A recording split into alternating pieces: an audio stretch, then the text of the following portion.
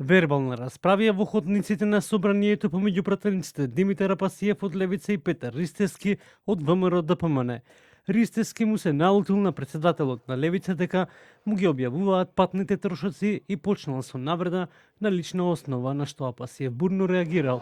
Апасиев во изјава за Фокус вели дека Ристевски пцуел жена и деца. Тој ме запре во ходникот и ми вели: "Прекини да ми објавуваш патни трошоци."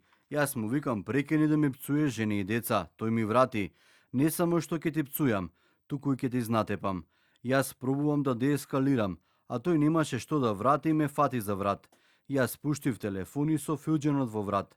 Едно е да ме пцуеш ругаш, но да ми се ставиш во аура да ме фатиш за врат и притоа да ми пцуеш бремена сопруга и дете, тоа нема да го дозволам.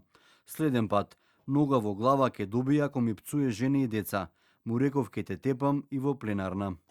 Ристевски ги демонтира тврдењата на Апасиев и вели дека целта е да се добие на медиумско внимание.